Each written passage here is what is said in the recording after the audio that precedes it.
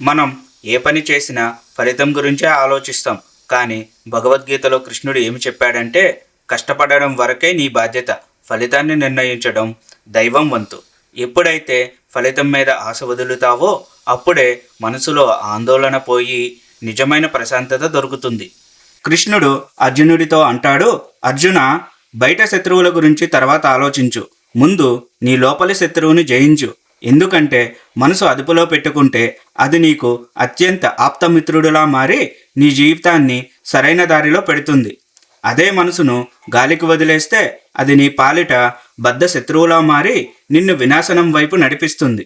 కాబట్టి గుర్తుంచుకో, నీ శత్రువు నీ మిత్రుడు నీ మనసే.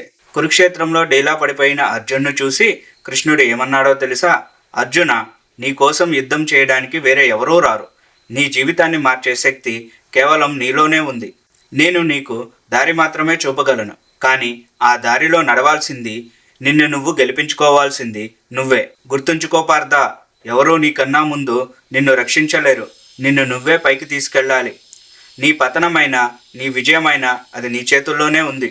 అర్జున, నువ్వు కోపాన్ని నీ బలం అనుకుంటున్నావేమో, కానీ అది నీ అతిపెద్ద బలహీనత. కోపం వచ్చిన ఆ ఒక్క క్షణంలో నీ ఏళ్ల తరబడి సంపాదించుకున్న జ్ఞానం, నీ విచక్షణ అగ్నిలో ఆజ్యంలా కాలిపోతాయి. ఒక్క క్షణం ఆవేశం నీ జీవిత కాలం బాధను మిగుల్చుతుంది పార్థ. బుద్ధి నశించిన వాడు యుద్ధానికి ముందే ఓడిపోతాడు. అందుకే గుర్తుంచుకో, కోపాన్ని జయించిన వాడే నిజమైన యోగి. శాంతంగా ఉండడమే నిజమైన శక్తి. అర్జున, ఈ ప్రపంచంలో అత్యంత బలవంతుడు ఎవరో తెలుసా? రాజ్యాలను జయించినవాడు కాదు, తన సొంత కోరికలను జయించినవాడు. సముద్రంలోకి ఎన్ని నదులు వచ్చి చేరినా సముద్రం ఎలా పొంగకుండా గంభీరంగా ఉంటుందో, అలాగే ఎన్ని కోరికలు మనసులో మెదిలినా ఎవడైతే వాటికి బానిస కాకుండా ఉంటాడో వాడే నిజమైన జ్ఞాని. కోరికల వెనుక పరిగెత్తేవాడికి ఎప్పటికీ శాంతి ఉండదు పార్థ. గుర్తుంచుకో, నీ ఇంద్రియాలు నీ అధీనంలో ఉంటేనే నువ్వు రాజువి. అవి చెప్పినట్లు నువ్వు వింటే నువ్వు బానిసవి. కాబట్టి నీ మనసుని, కోరికలు నీ అదుపులో ఉంచుకో. అర్జున, జ్ఞానం అనేది కేవలం పుస్తకాల్లో ఉండదు, అది నీ నమ్మకంలో ఉంటుంది. ఎవరికైతే పూర్తి శ్రద్ధ, తనపై తనకి నమ్మకం ఉంటాయో వారికి నిజమైన జ్ఞానం లభిస్తుంది. అనుమానం అనేది విషం లాంటిది పార్థ. సంశయం ఉన్నవాడు ఇహలోకంలోనూ పరలోకంలోనూ సుఖపడలేడు. వాడు ఎప్పటికీ గెలవలేడు. అందుకే సందేహాన్ని వదిలై నమ్మకాన్ని పెంచుకో. నమ్మకం ఉన్న చోటే విజయం ఉంటుంది. అర్జున, ఈ ప్రపంచమంతా సంతోషం ఎక్కడెక్కడో వెతుకుతోంది, కానీ నిజమేమిటో తెలుసా?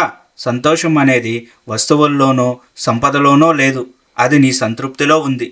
నువ్వు 3 లోకాలను గెలిచినా సరే నీ మనసులో తృప్తి లేకపోతే నువ్వు ఎప్పటికీ పేదవాడివి. అదే ఏమీ లేకపోయినా మనసు ప్రశాంతంగా ఉంటే వాడే నిజమైన మహారాజు. శాంతి లేని వాడికి సుఖం ఎక్కడిది పార్థ? కాబట్టి ఆశలను పెంచుకోవడం కాదు, ఉన్నదాంట్లో ఆనందాన్ని వెతుక్కోవడం నేర్చుకో. అక్కడే నిజమైన స్వర్గం ఉంది.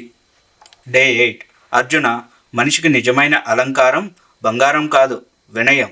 పండ్లు నిండుగా ఉన్న చెట్టు ఎప్పుడూ నేలవైపు వంగే ఉంటుంది. అలాగే నిజమైన జ్ఞానం ఉన్నవాడు ఎప్పుడూ వినయంతోనే ఉంటాడు. కానీ ఏమీ లేని ఎండి కర్ర చూసావా? అది ఎప్పుడూ నిటారుగానే ఉంటుంది, గర్వంగా ఉంటుంది, విరుగుతుందే తప్ప వంగదు. అహంకారి కూడా అంతే. కాబట్టి పార్థ, అహంకారం అనేది అజ్ఞానానికి గుర్తు, వినయం అనేది విజ్ఞానానికి గుర్తు. నువ్వు ఎంత ఎదిగినా ఒదిగి ఉండటమే నిజమైన గెలుపు. ఈ వీడియో మీకు నచ్చితే లైక్ చేయండి, షేర్ చేయండి, కామెంట్ చేయండి అండ్ సబ్స్క్రైబ్ చేసుకోండి. నెక్స్ట్ వీడియోలో కలుద్దాం.